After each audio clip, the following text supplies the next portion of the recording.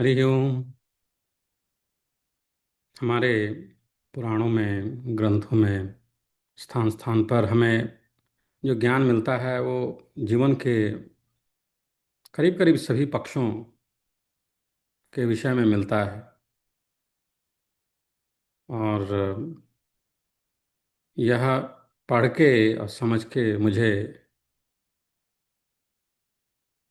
यह ध्यान आता है और गर्व भी महसूस होता है कि हमारे जो पूर्वज थे, उन्होंने कितनी बारीकी से जीवन के हर एक पक्ष के विषय में सोचा है।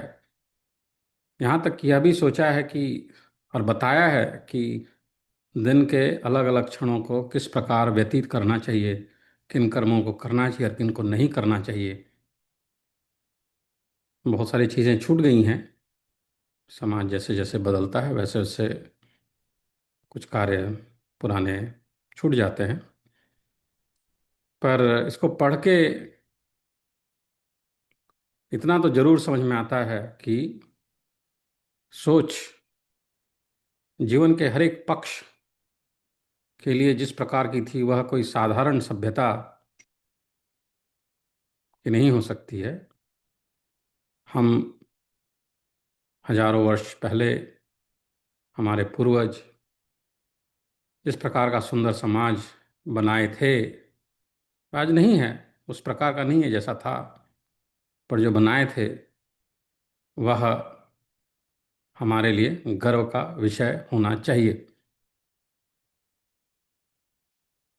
क्यों छूट गया, क्यों टूट गया, क्यों सभ्यता उस प्रकार से नहीं चली, नहीं रही, उसके बारे में तो ज्ञानी लोग तर्क वितर्क कर सकते हैं। पर पढ़ने पे यह तो समझ में आता है कि बहुत गहराई से चिंतन किया, बहुत गहराई से चिंतन किया है। हमारे यहाँ इतने पुराण ही हैं जिनको अलग अलग तरीके से लिखा गया है।